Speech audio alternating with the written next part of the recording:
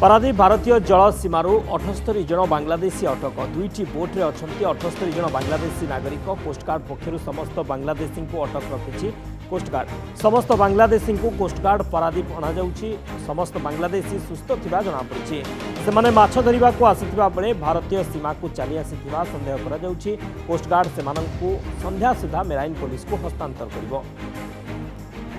दुईटी बोट्रे अच्छा 78 जन बांग्लादेशी नागरिक माछ धरुवा समय भूलवशत से चली आसीथिबा कहुछि एवं से समस्ते सुस्थ रही से माछ धरिबा को आसीथिबा बेले भारतीय सीमा को चली आसीथिबा संदेह करा जाଉଛି कोस्टगार्ड सेमानंकु संध्या सुधा मेराइन पुलिस को हस्तांतर करिवो बोली मध्य सूचना रही। समस्त बांग्लादेशी को अटक रखी कोस्टगार्ड पारादीप भारतीय जल सीमारू 78 जन बांग्लादेशी को अटक रखा।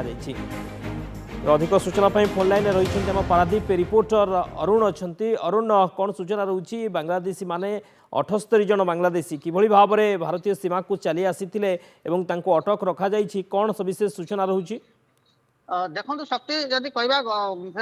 गतकाली संध्या विलंबित राति सुधा से जो बांग्लादेशी रही दुईटी बोट्रे पाखापाखि 77 जन बांग्लादेशी 78 जन बांग्लादेशी से भारतीय जलसीमार पशि आसी भारत आड़ को आसुवा बेले कोस्टगार्ड जो पैंतरा मार्ला गभीर समुद्र में सन्देह से निकट को जाइथिला एवं से पचरा उचरा करथिला सठिक उत्तर दे पारि नथिले तेणु दुईटी जाक बोट सहित समस्त 78 जन मत्स्यजीवी को पारादीप अणा जाउछि बोली कि जहाँ सूचना मिली कोस्टगार्ड रे प्रथमे स्वास्थ्य परीक्षा करथिले एवं सेमानकर स्वास्थ्य सब ठीक रही आवश्यक खाद्य जोगे दि जाइछि एवं जेहेतु संदेह करा जाउछि सेमाने जो जहाँ कोस्टगार्ड को प्राथमिक भाव सूचना देइछन्ति जे सेमाने मत्स्यजीवी माछ धरिया बेले सेमाने भूलवशत भारतीय सीमा को आसीथिले किंतु मत्स्यजीवी जो बोटर जो रही बोट एवं सेमानकर हावभाव को देखिकी भारतीय जो कोस्टगार्ड रही तटरक्षी बाहिनी से संदेह करथिले फल पारादीप अणा जाउछि पारादीप मेराइन पुलिस को हस्तांतर करा परवर्ती तदंत पर से प्रकृत कौन आसुले भारत को एवं तांकर उद्देश्य कौन थिला से संपर्क में अनुध्यान करा जहाँ पदक्षेप निया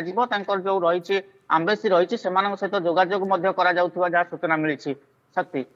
ओके आम्बासी सहित जोगाजोग करा जाउछि एवं सेमानको हस्तांतर करा जिवो। 78 जन बांग्लादेशी वर्तमान अटक रही पारादीप भारतीय जल सीमार। बहुत बहुत धन्यवाद अरुण समस्त सूचना।